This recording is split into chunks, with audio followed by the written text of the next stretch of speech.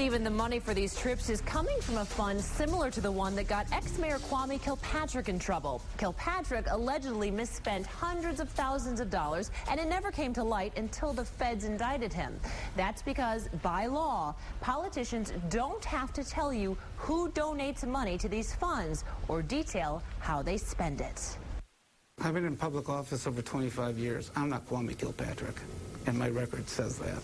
Wayne County Executive Robert Ficano isn't happy about our latest Action News investigation. So much so that when we showed up for our interview, we found a camera pointed at us. What has the county's top brass on edge? Questions we're asking about a little-known fund called the Wayne County Economic Development Corporation, a nonprofit fund created last year in part to pay for trade missions for top county officials. The overseas trips are to faraway countries with the worthy mission of drumming up business for Wayne County. And it was really the companies and the labor that came together and said, we want to form this nonprofit in order to recruit and bring jobs into the area. Last month, Ficano, along with his two top deputies and their press secretary, spent 5 days in Italy and France.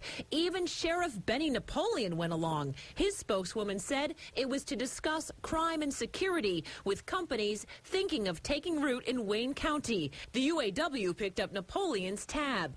But unlike Ficano's campaign fund or political action committee, this fund isn't required to disclose who shells out money to pay for these trips. It also isn't required to provide details about how the money is spent. And last year, it took in plenty of money, $100,000 in private donations.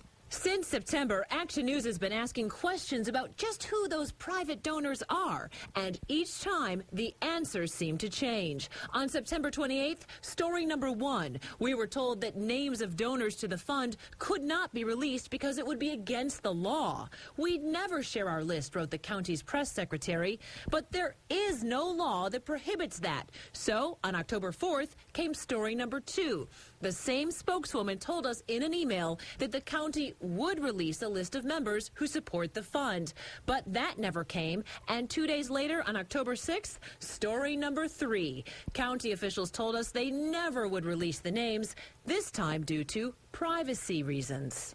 Then, when we met with County Executive Robert Ficano, the story changed for the 4th time. Yes, they would be transparent, sort of. The fund has been in existence for over a year, but suddenly, only hours before our interview was scheduled, a website was hastily created for the little-known fund. On it, they listed only some of the corporations and labor groups who've contributed, but would not say what they provided. Do any county contractors contribute to this fund? I have no idea. Ficano may claim not to know, but we do. Like Strategic Staffing Solutions, the recipient of major county contracts. And then there's the Roxbury Group. The Detroit real estate consultant firm received just under $350,000. And the law firm Clark Hill, in just 6 months' time, they've received just over $300,000 in county contracts. So other companies paid donations to this fund, and that paid for your trip? Yes. Okay. Do you see any potential for conflict of interest there? No.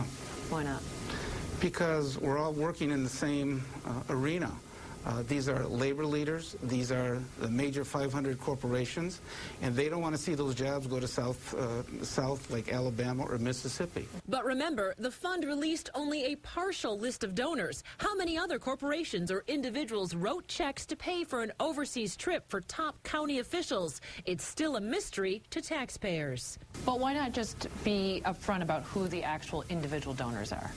Well, that's up to the board. We are one vote. If it were up to me, I would say, sure, disclose all of it. But if you're asking, it's not controlled by Wayne County. Let's take a closer look at just who controls and oversees the Wayne County Economic Development Corporation. That's Fund President Azam Elder. He's Ficano's right-hand man, the deputy county executive. He recently traveled with Ficano on a trade mission to France and Italy, along with Turkia Mullen, the fund's executive director and the third highest paid county employee as the head of economic development.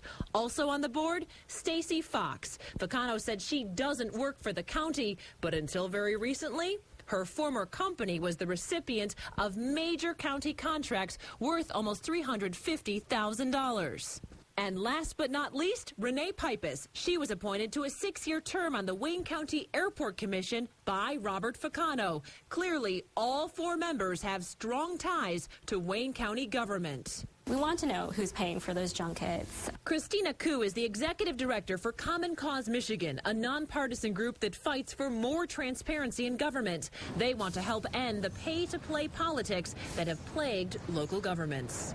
Are these companies in some ways knowing that if they pay for this nice trip to France and Italy to bring back business to Michigan, do they end up being campaign contributors? And what does that mean when it comes to, the county giving out contracts? Wayne County still won't tell us who the remaining mystery donors are, but other private money will be helping to pick up the tab for the county's next trade mission in November. They're going to spend 9 days in China, traveling to 4 different cities. Stephen and Carolyn. So